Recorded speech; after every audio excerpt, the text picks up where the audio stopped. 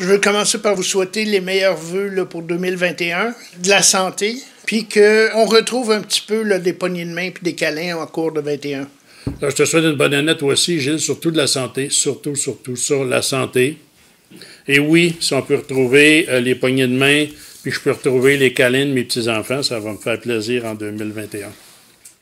Vous avez procédé à l'adoption du budget 2021 en décembre dernier. Pouvez-vous nous dire à quoi peuvent s'attendre les citoyens de Sainte-Julienne? Mais oui, en décembre, le conseil municipal a adopté le budget 2021 et ça représente des dépenses prévues de 15 808 000, dont 14 millions en dépenses de fonctionnement et 1 809 000 en remboursement de capital et immobilisation, ce qui fait une augmentation de 9,75 % par rapport à 2020.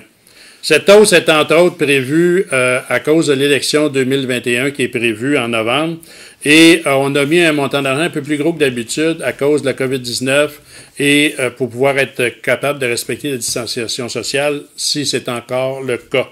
Ce budget a pu être équilibré grâce à une appropriation de surplus libre de 914 473 $, dont un montant vient de la subvention du gouvernement du Québec pour aider les municipalités dans le cas de la COVID-19.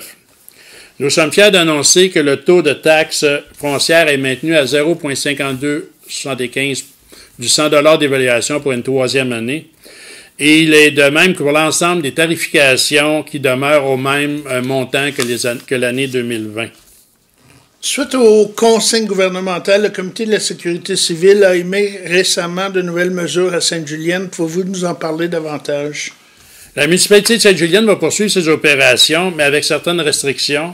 Les portes de l'hôtel de ville demeureront fermées et l'ensemble des employés vont effectuer leurs tâches par télétravail.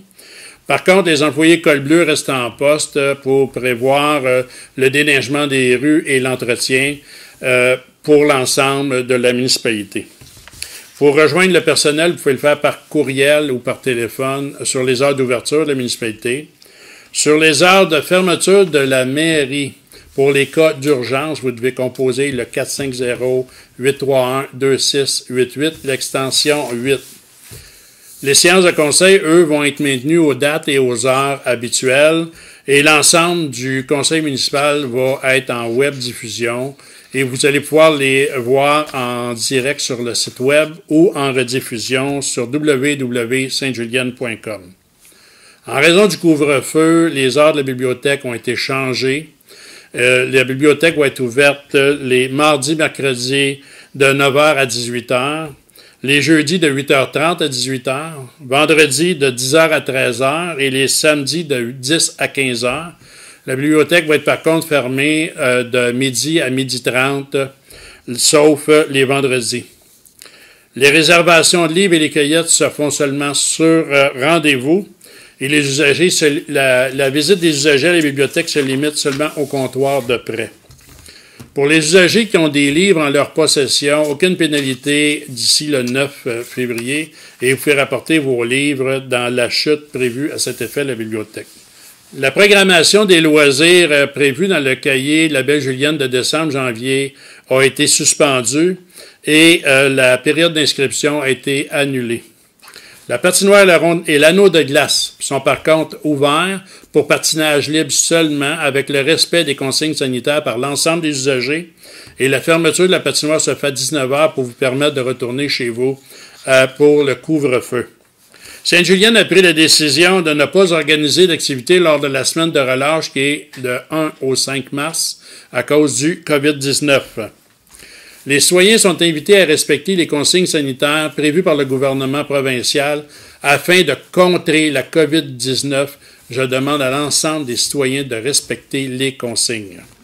Vous êtes le président d'honneur d'une collecte de sang qui se tiendra le 6 mars. Et oui, c'est la troisième année, Gilles, qu'on fait cette collecte de sang-là, la collecte de sang du maire. Et cette année, entre autres, Emma Québec a besoin, un grand besoin, de renflouer leur banque de sang. Et ça va se faire cette année à la Polyvalente au mois de mars. Et ça va être seulement sur rendez-vous.